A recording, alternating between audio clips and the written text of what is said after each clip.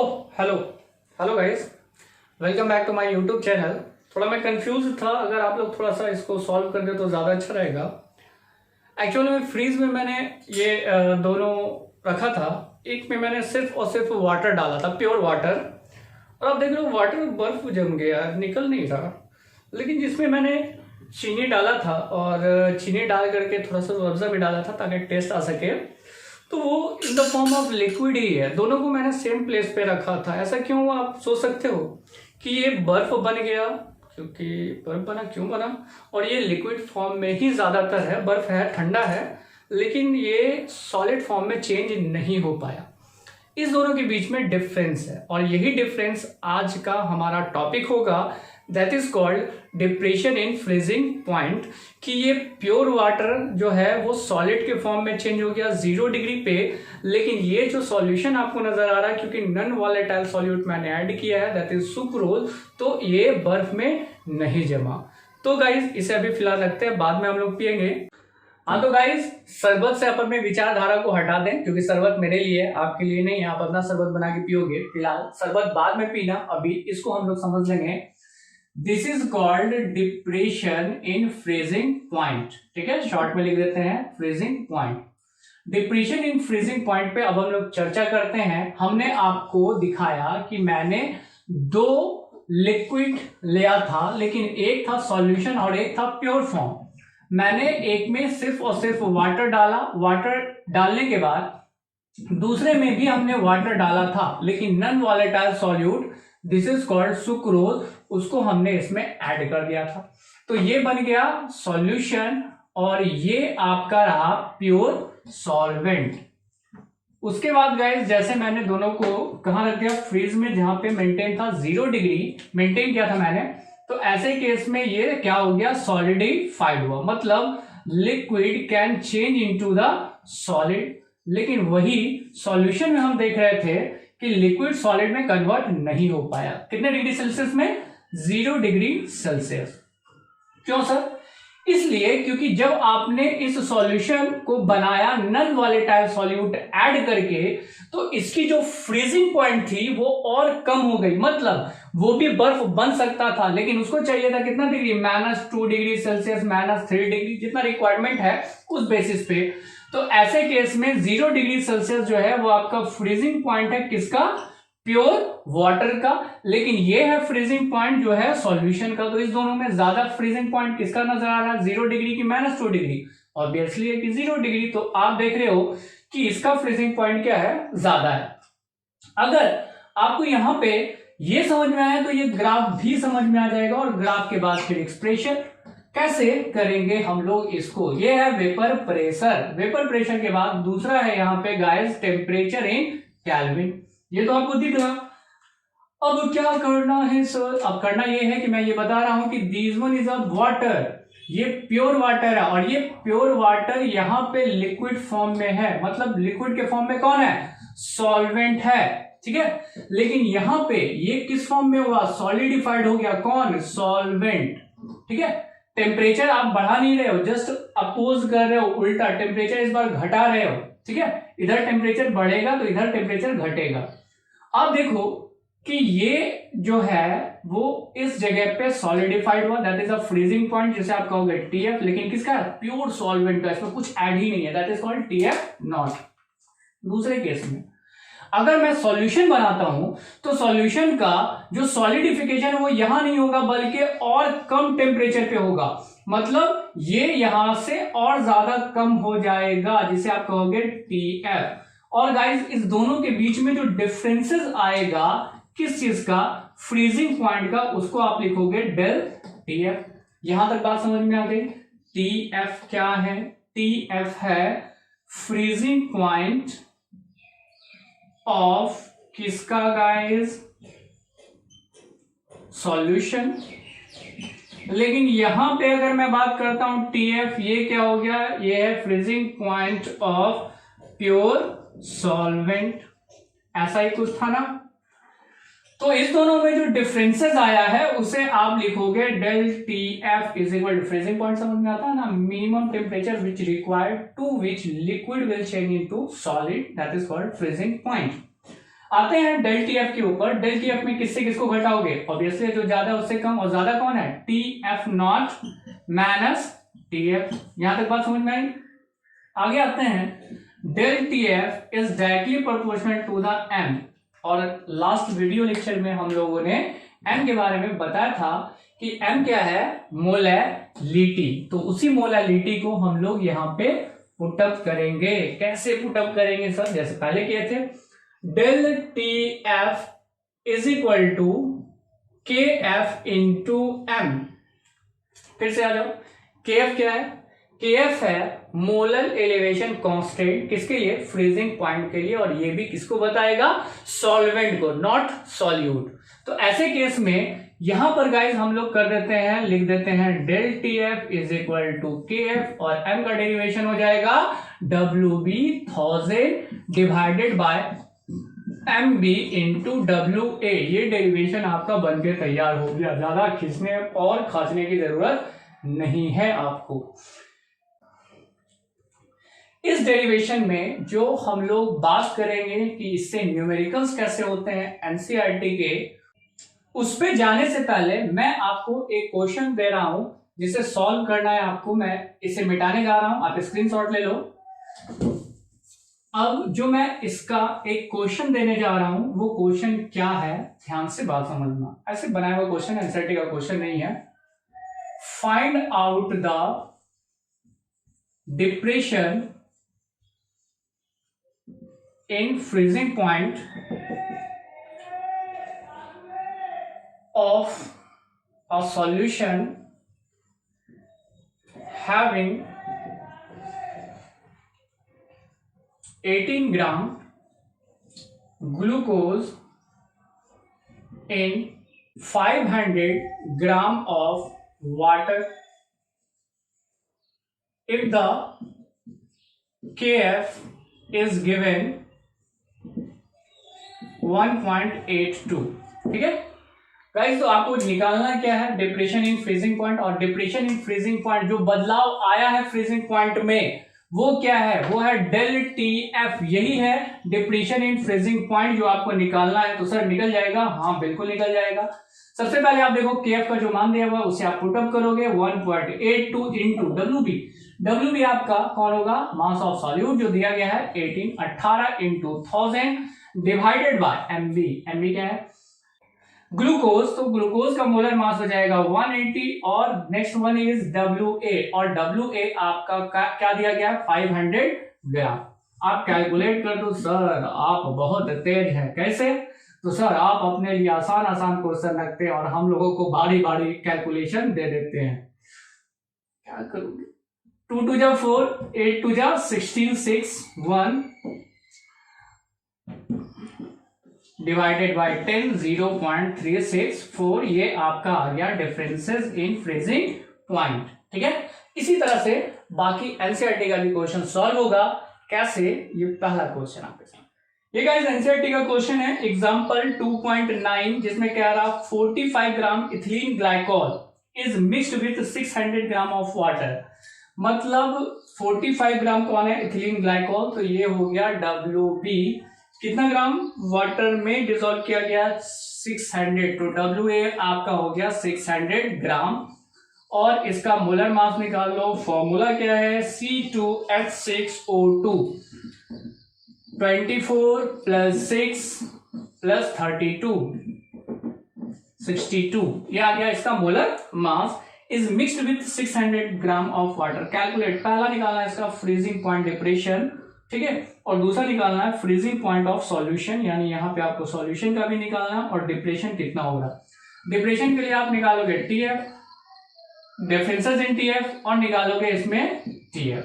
ठीक है, तो ऐसे के लिए इस क्वेश्चन को सॉल्व करने के लिए हम सबसे पहले डेरिवेशन लिख लेते हैं। Differences del T F is equal to हो जाएगा K F into W B into 1000 divided by M B into W A. ये आपको दिख रहा है? आपको सबसे पहले क्या निकालना है? डिफरेंसेस निकालना। और डिफरेंसेस आप निकालोगे। सर नहीं निकलेगा। क्यों नहीं निकलेगा? क्योंकि सर ऑफ के एफ का मान नहीं होता है। हमने क्या क्वेश्चन में नहीं बताया, ठीक है, लेकिन डाटा में आपको ये जान लेना होगा कि वाटर का क्या होता है 1.86। इससे पहले वाले क्वेश्चन में शायद मैंने 1.76 लिखा था, इसलिए हो सकता है वहां गलती से कोई मिस्टेक हो गया होगा, घबराने की जरूरत नहीं है। 1.86 है, क्वेश्चन में हमेशा आपके गिवन रहेगा केएफ का मान। तो केएफ आपको दिख रहा, डब्ल्यूबी भी आपको दिख रहा, 1000 तो आप लगाओगे ही क्योंकि दिया हुआ है। मोलर मास कितना 62 और डब्ल्यू ए पुटअप कर दो, ये डिफरेंसेस आ जाएगा। कैसे निकाल दें, चलो ठीक है निकाल देते हैं। केएफ इज इक्वल टू 1.86, नहीं तो बोलोगे कि सर को कैलकुलेशन नहीं आता। W B 45 into 1000 divided by MB, MB is the molar mass, molar mass कितना है 62 इंटू 600, 600 में 0 0 0 0 कैंसल, ये 837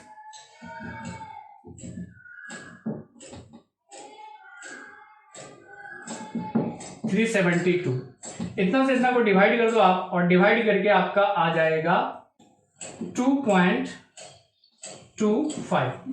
ये आपका आ गया डिफरेंसेस इन टीएफ। पहला चीज सॉल्व।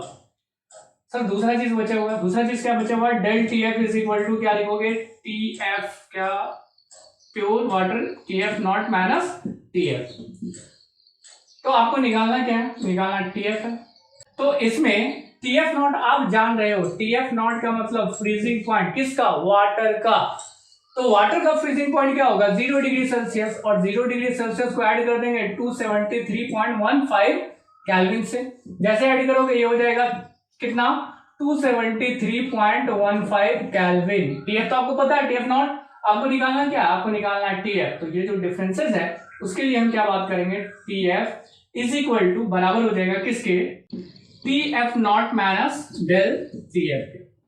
टीएफ नॉट आपका दिया हुआ है कितना आ जाएगा 273.15 माइनस डिफरेंसेस क्या है 2.25। इसे इसको आप घटा दो 550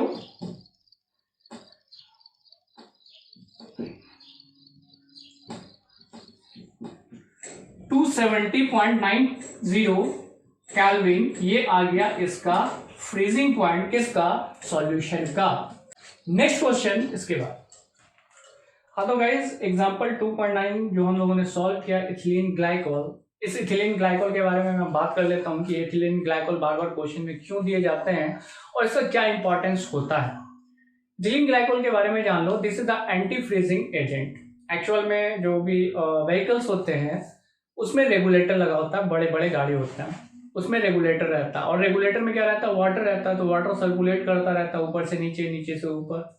लेकिन सपोज कर लो कि वो वैसे जगह पे गाड़ी चल रही है जो बहुत ज्यादा ठंड इलाका है और वहां पे 0 डिग्री टेम्परेचर है।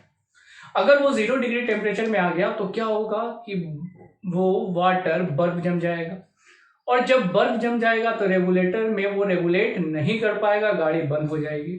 तो ऐसे केस में वहां पर के लोग इससे बचने के लिए कि रेगुलेटर में बर्फ ना जमे, उसके लिए उस वाटर के अंदर इथिलीन ग्लाइकोल मिलाया जाता है।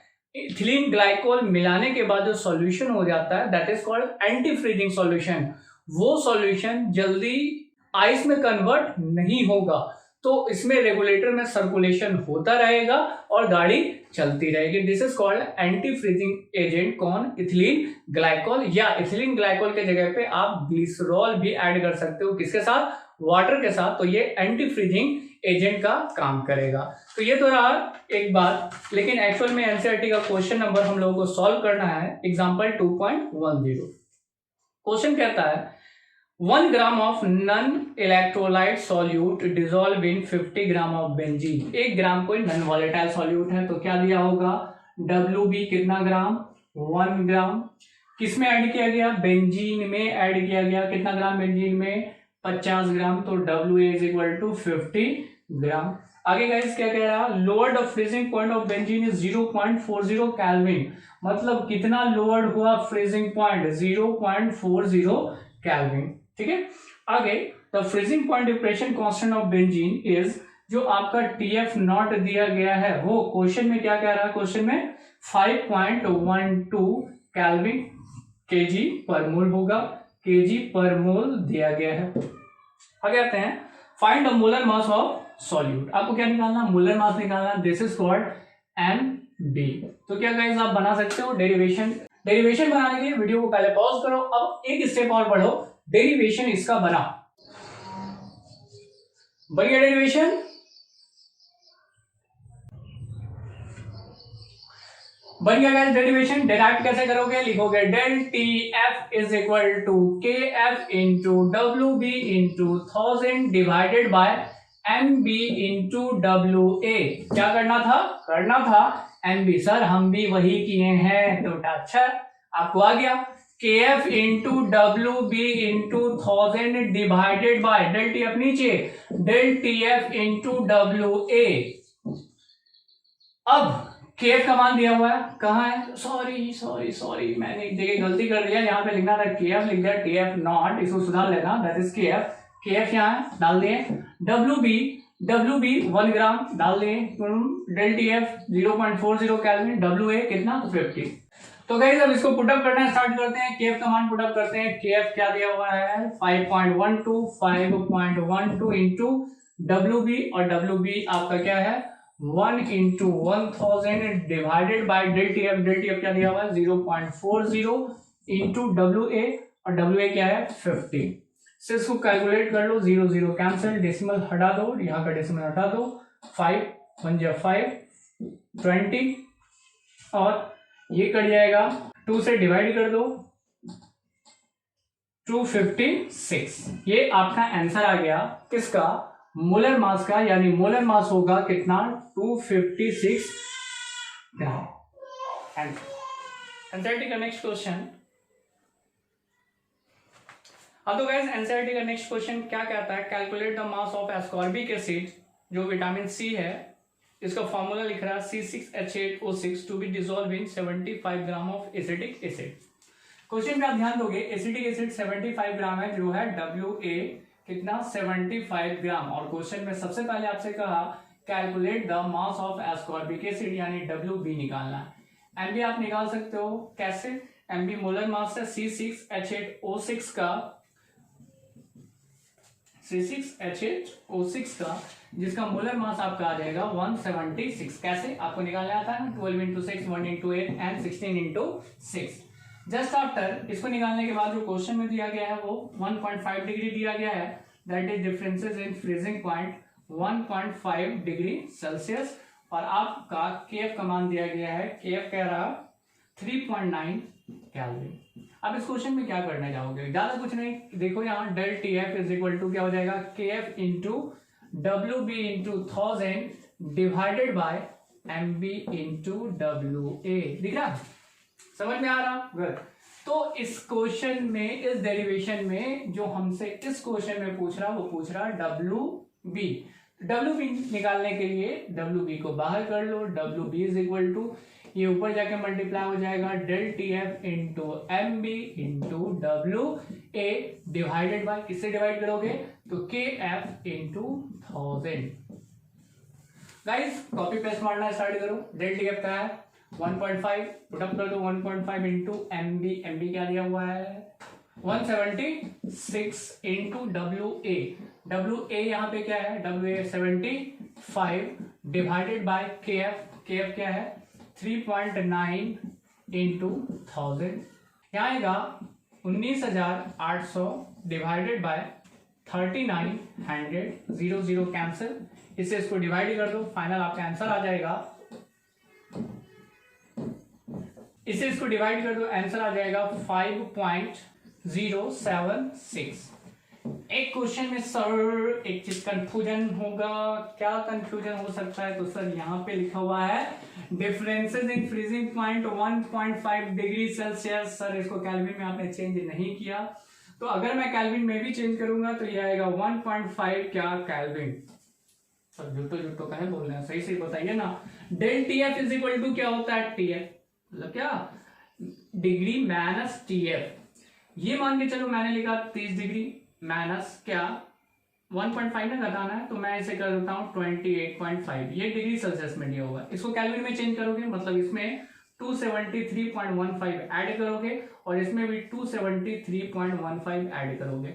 ऑब्वियसली है कि दोनों का डिफरेंस जो आएगा वो क्या आएगा, 1.5 केल्विन आएगा। एक एग्जांपल के तौर पे मैं बात कर रहा हूं क्या, कि जो डिफरेंसेस होगा डिग्री सेल्सियस में वही डिफरेंसेस आएगा केल्विन में। ये नहीं कि 1.5 डिग्री सेल्सियस दिया हुआ है तो बहुत सारे बच्चे लोग ऐसा मिस्टेक कर देते हैं इस क्वेश्चन में कि वो इसको केल्विन में पहले चेंज करते हैं तो डिफरेंसेस बड़ा हो जाएगा। ऐसा नहीं है। आप यहाँ पे पहले देख लो 30 डिग्री में 1.5 डिग्री सेल्सियस का आंसर डिफरेंस आ रहा, तो इसको डिग्री सेल्सियस को जो TF0 की वैल्यू दी गई होगी उसमें इतना अगर हम ऐड कर देंगे तो वैल्यू आ जाएगी, इतना ऐड कर देंगे तो वैल्यू आ जाएगी, तब भी डिफरेंसेस क्या रहेगा केल्विन में 1.5 केल्विन ही रहेगा। ये एनसीईआरटी का लास्ट क्वेश्चन आज के लिए यही समाप्त होता है। नेक्स्ट वीडियो के लिए बने रहिए हमारे साथ। Thank you.